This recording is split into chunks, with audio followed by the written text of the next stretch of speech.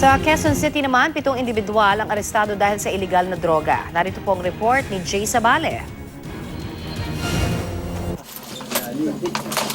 Masikip at madilim ang eskinita, papasok sa isa umanong drug den sa Barangay Piñaan, Quezon City na sinalakay ng Quezon City Police District Anti-Illegal Drugs pasado alas 12 na madaling araw.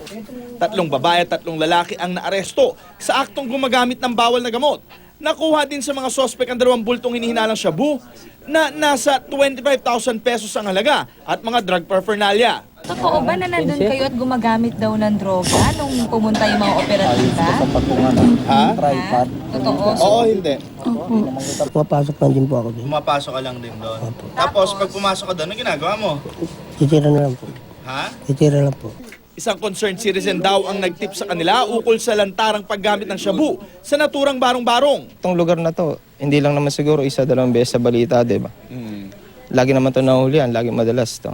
Kasabay nito, isang bypass operation ang isinagawa rin sa barangay nagkaisang Nayo Novaliches kung saan naaresto ang pang-6 sa most wanted list ng District Anti-Illegal Drugs na si Florentino Bernardino. Bumili raw mga operatiba mula sa suspect ng 2,000 pisong halaga ng shabu. Nang nagkaabutan ay agad nila itong inaresto kung saan nakuhaan nila ito ng 10 sachet ng hinihinalang shabu na may tinatayang halaga ng 10 hanggang 15,000 piso. Aminado naman si Bernardino na siya ay nagtutulak ng pinagbabawal na droga para suportahan ng kanyang bisyo. Ano ko lang ng bisyo ko. Nagsusugal ka ba? Ha?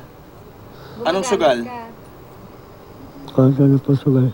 Yung street pushing, ano yan eh, yan yung nandun na sa kanila kasi direkta sa kanila. Pagkabili, gagamit agad.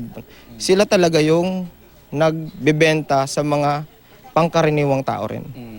Ito ang unang balita sa Quezon City. Jay Sabale reporting.